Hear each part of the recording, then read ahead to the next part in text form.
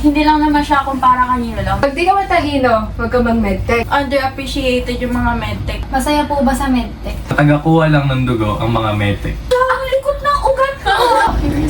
Ay, hindi. Pumasok na po ba sa isip ni Mag-Chief? Magtapos na drawing ka pa sa health break. Sasabihin ko sa inyo, umiyak na lang kayo. Patulong. Parang may spark kami. Hindi, yun totoo. Hindi.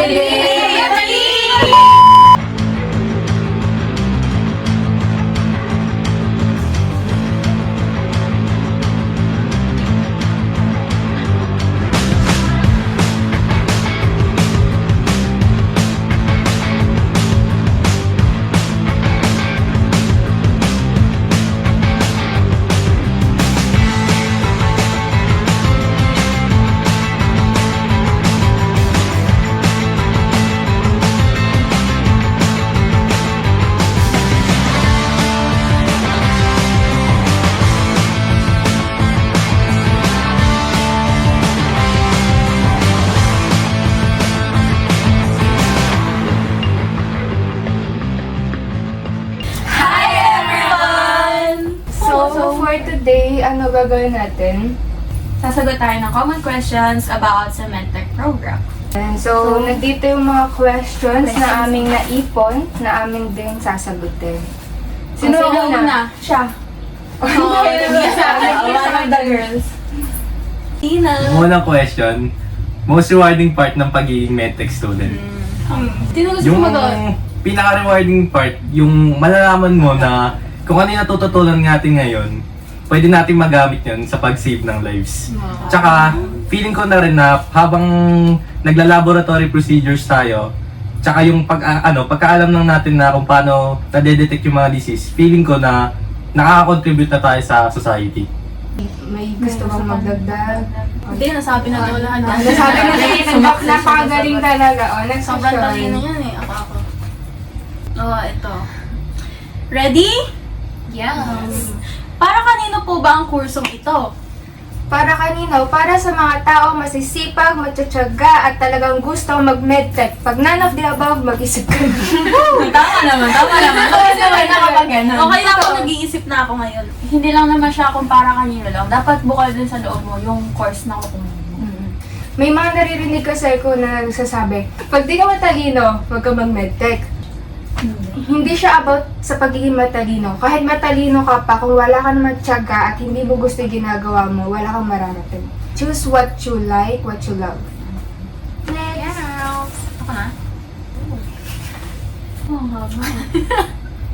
Why do many medtech professionals choose to work abroad?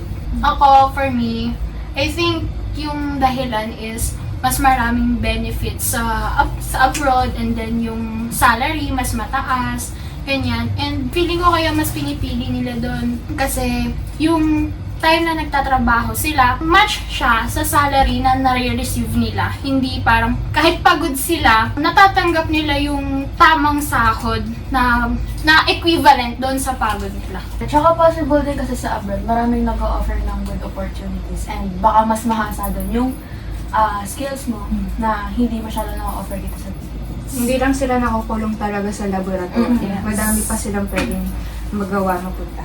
Tsaka feeling ko if enough yung salary na binibigay dito sa Pilipinas, di rin naman nila gugustuhin mag-abroad. Totoo. Tama. Kasi mas masarap dito sa Pilipinas kasama yung pamilya. Ay, next na. Knowing na underappreciated ang medtechs, why continue? So, ayun nga, madalas nating naririnig na underappreciated yung mga medtech, no? Kasi, iba, hindi natin sila madalas nakikita. Akala natin yung kumukuha ng mga tubo natin, nagpa-process ng mga lab results natin, yung mga nursing, saka yung ibang departments. Pero, tayo nga yung, sa atin ang gagaling yung mga lab results nila. Nagko-continue ako kasi nakaka-motivate na malaman na kahit hindi tayo frontliners katulad ng mga nursing doctors, sa atin pa rin nanggagaling yung mga diagnosis na ginagamit nila. Next question. What is one good habit that medtech students should develop? Siguro time management talaga. Kasi sobrang dami nating quizzes everyday tsaka activities. So if kaya nating i-manage yung time natin, mababawasan yung stress natin and makakapag-focus pa tayo sa ibang skills na pwede nating magawa. Kami, pag nagkakaram kami, umiiyak na lang kami. Mali ko eh. Mali namin. Mali namin. Masaya po ba sa medtech?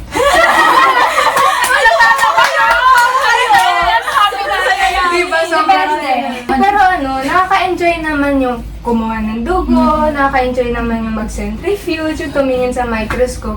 Up and down talaga sa ano, kasi may mga quizzes, exam, activities, doon ka iiyak. Sabay-sabay pa yun Oo. sila bibigay. Pero pag kukuha ka lang naman ng dugo, tingin sa microscope, magbilang ka, okay siya. Depende talaga siya kung paano mo ma-enjoy. Pero masaya rin kayo. Masaya.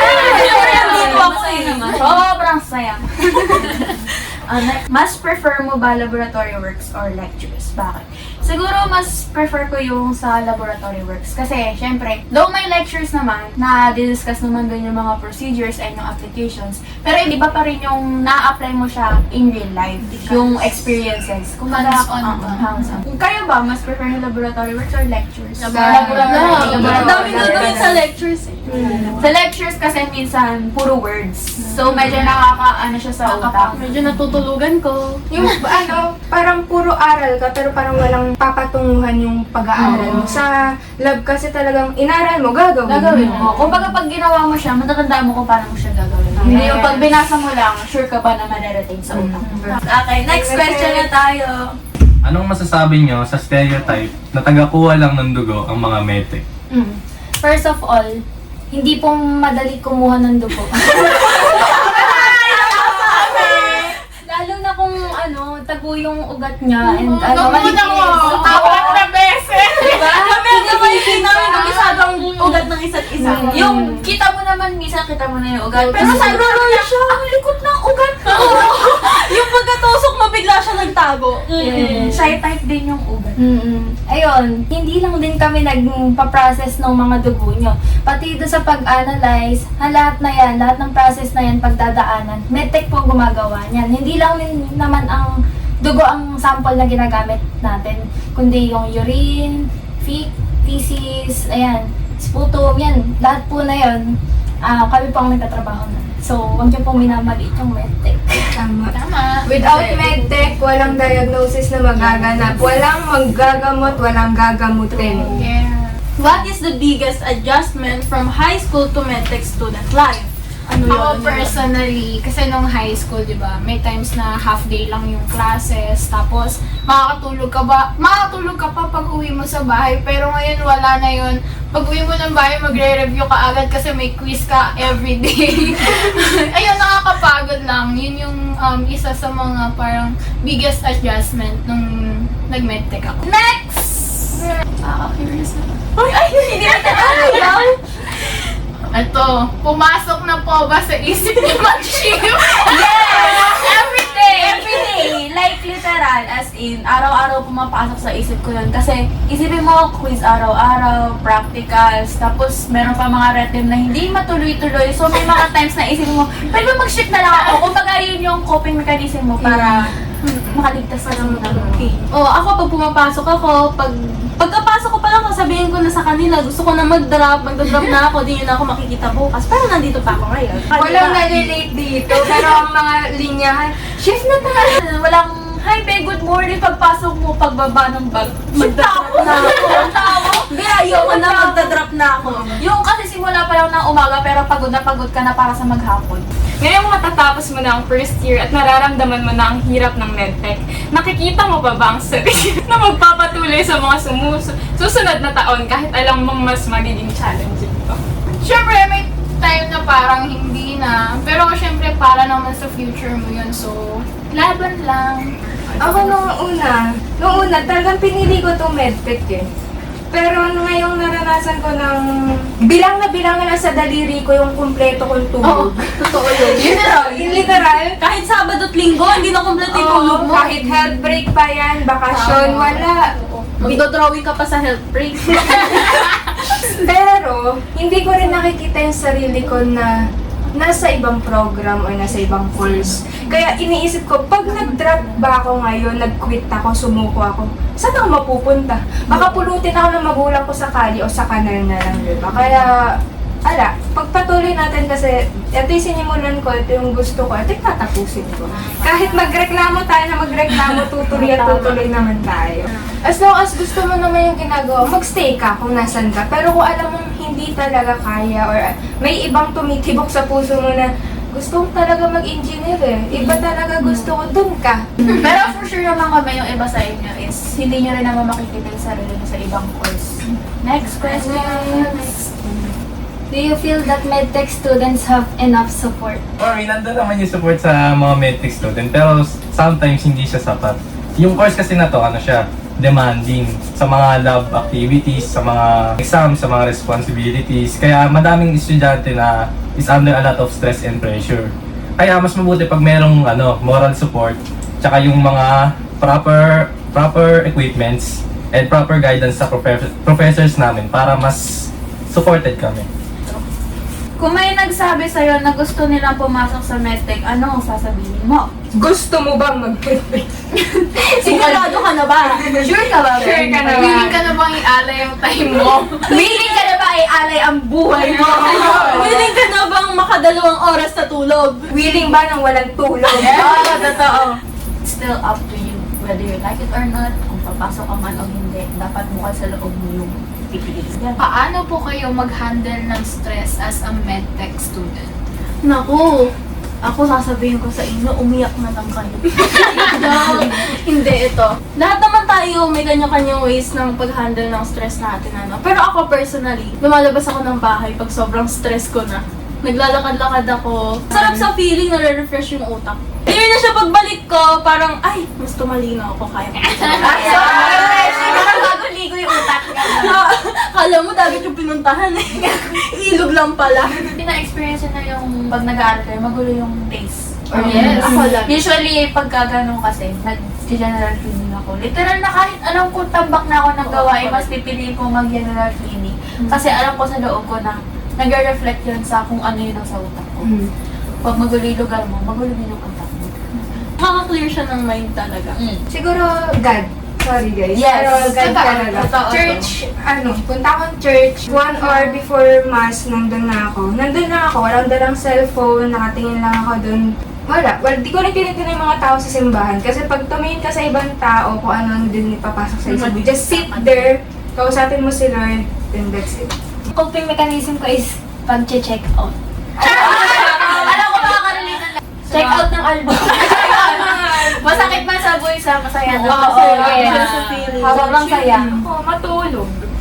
Kasi lalo na pag magre-review ka ng inaanto ka, mas magandang matulog ka na lang kasi kaysa sayangin mo pa yung oras mo na mag-review ka, kahit wala namang pumapasok sa utak mo. Serious. Bakit? Bakit serious? Wala, nakakatawa kasi yung pag kasama ko siya, nakakatawa yung mukha niya, gano'n. Uy, nasabi mo bang... Parang may spark kami. Guys, may nararamdaman kami. Hindi, charot lang. Hindi, yung totoo. Tulog. Tapos, syempre, minsan sa parents, nagsasabi ako sa parents ko na minsan nahihirapan na ako. Tapos, andyan lang sila para i-guide ako. Tapos, para kasi yung loob ko. Ito. So, ayun. Wala na akong questions. Comment down below. Pero kung na-enjoy niyo yung vlog namin and gusto niyo pang magkaroon pa ng kaalaman tungkol sa medtech life, don't worry because we have our website! Lalagay namin sa description yung aming website and ano pa makikita natin sa website? Na mga tungkol sa medtech, overview ng medtech, kung nag-iisip kayo, kung gusto nyo ba talaga ng medtech, then check our website. And also, it's a safe space para sa mga medical technologies na para mas ma-feel nila that they are seen, appreciated, and valued. So check our website. And malay nyo naman, marami pa kayong tanong. Pwede namin siyang masagot. Baka may katanungan kayo na nasagot namin sa website namin, nandun yung blog namin, vlog with a P. Wala na kayo dadagdag, guys? Wala na! Bye, guys! Bye-bye! Website namin, guys, check nyo. Bye! Mali! Mali! Tama naman, diba guys?